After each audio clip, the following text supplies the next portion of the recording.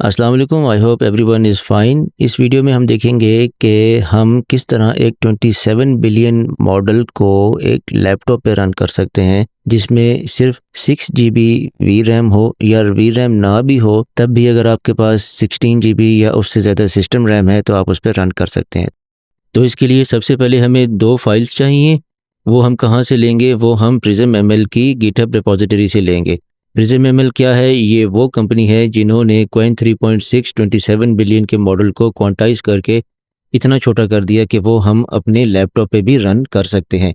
तो सबसे पहले आप क्या करेंगे? सबसे पहले आप यहाँ पर गिटहब की इस रेपो पर आएँ, github.com/prismeml-eng/llama.cpp/releases, और यहाँ पर आपने अपने ऑपरेटिंग सिस्टम के हिसाब से फ़ाइल डाउनलोड करनी है।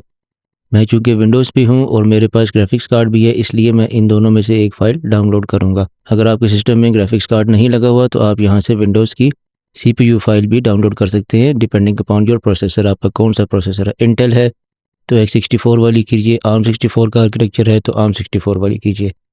डाउनलोड करने के लिए हम क्या करेंगे? फाइल पे राइट क्लिक करेंगे and then save link as. जब तक ये डाउनलोड होता है मैं आपको अपने सिस्टम की स्पेक्स भी दिखा देता हूँ so that you don't have any doubt. यहाँ पर आप देखिए, installed physical memory RAM is 16 GB। Let me zoom in. ये देखें, इंस्टॉल्ड रैम जो है मेरी 16 GB है, और जो ग्राफिक्स कार्ड मेरे सिस्टम में लगा हुआ है that is NVIDIA GeForce GTX 1660 Ti, जो कि 7-8 साल पुराना है। और इसकी कैपेसिटी कितनी है वो भी मैं आपको दिखा देता हूँ। ये देखें, dedicated video memory is 6144 MB, मतलब 6 GB। तो 6 GB का कार्ड है और 16 GB की सिस्टम रैम है। अब इसके बाद हमें एक और फाइल उसी रिलीज़ में से डाउनलोड करनी है, और वो है ये वाली llama-prism-b1- ये नंबर है 10-bin-win-cuda, और ये .zip। राइट क्लिक करके इसको हम सेव कर लेंगे, डाउनलोड कर लेंगे। मेक श्योर कि ये दोनों फाइल्स आपने एक ही फ़ोल्डर में रखनी है। मैंने सी ड्राइव में प्रिज्म एमएल के नाम से एक फ़ोल्डर बनाया है जिसमें ये दोनों फाइल्स मैं रखूँगा। तो हमारे पास ये वाली फ़ाइल भी डाउनलोड हो गई है, इसको भी हम यहीं पर एक्सट्रैक्ट कर लेते हैं। फ़ाइल एक्सट्रैक्ट हो गई, फ़ोल्डर ओपन किया, यहाँ से आप इन सब फाइल्स को कॉपी कर लेंगे। सी में आएंगे, सी में जो हमने prism-llama का फ़ोल्डर बनाया था ये वाला, इसको ओपन करेंगे और यहाँ पे ये सारी फाइल्स हम पेस्ट कर देंगे। फाइल्स पेस्ट हो गई।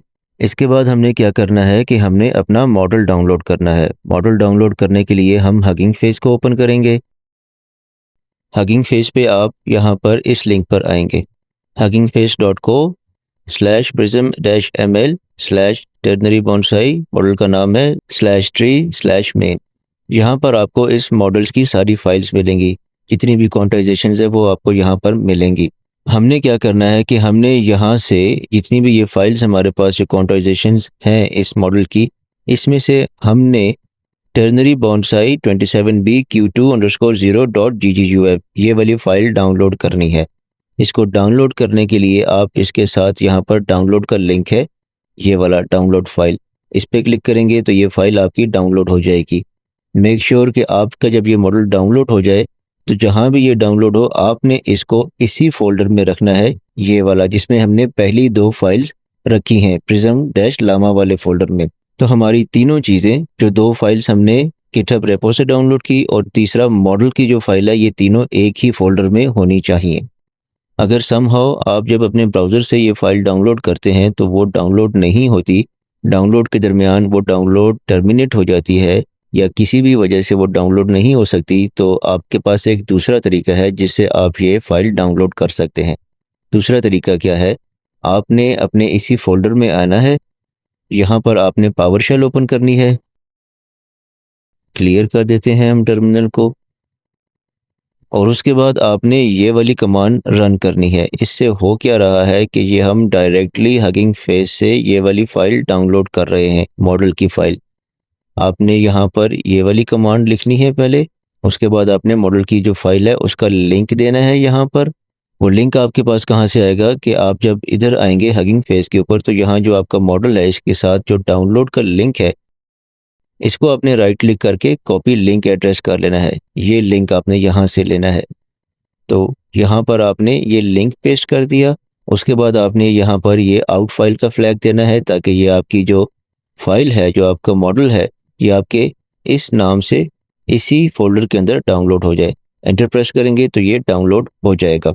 तो आप इन दोनों तरीक़ों से अपने मॉडल को डाउनलोड कर सकते हैं। हमारा मॉडल डाउनलोड हो गया है। अब हम वापस अपनी पावरशेल विंडो में आएंगे जो हमने इस फोल्डर के अंदर ओपन की हुई थी। यहाँ पर आपने ये कमांड रन करनी है। इस कमांड में क्या है कि हम पहले लामा का सर्वर एग्जीक्यूट कर रहे हैं, उसके अंदर हम लोड कर रहे हैं अपना ये वाला मॉडल जो हमने अभी डाउनलोड किया है। उसको हमने रन किस पे करना है, पोर्ट 8080 पे। NGL25 का क्या मतलब है कि हमने कितनी लेयर्स अपनी ग्राफिक्स कार्ड पे या VRAM पर ऑफलोड करनी है। इससे क्या होगा कि 25 लेयर्स जो भी आप प्रॉम्प्ट देंगे या जो भी उसका रिस्पांस उसने देना है, वो उसकी पहली 25 लेयर्स आपके GPU पे लोड करेगा और उसके बाद जितनी भी लेयर्स रह जाएंगी वो आपकी सिस्टम रैम पे ऑफलोड करेगा। इस नंबर के साथ आपने प्ले करना है। ये 25 है, आप इसको 20 करें, 15 करें, 30 करें, 40 करें।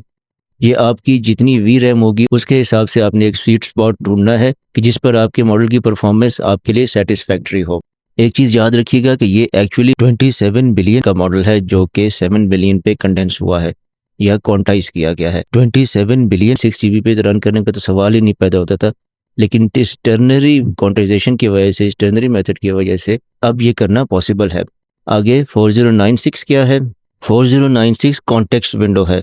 बाय डिफ़ॉल्ट जब आप इसको रन करेंगे, अगर आप इसके बगैर रन करेंगे तो ये 60,000 की कॉन्टेक्स्ट विंडो लेगा। तो अगर आप इसको 60,000 की डिफ़ॉल्ट कॉन्टेक्स्ट विंडो पे रखेंगे तो आपका मॉडल एक्सट्रीमली स्लो रन करेगा आपके सिस्टम पे, मतलब एक वर्ड भी जनरेट करने में घंटा घंटा लगा देगा। इसलिए हम इसको कैप कर रहे हैं 4096 पे। इसके बाद आपने इसको रन कर देना है। रन करने के लिए आप सिंपली इसको एंटर प्रेस करेंगे, मॉडल लोड होगा।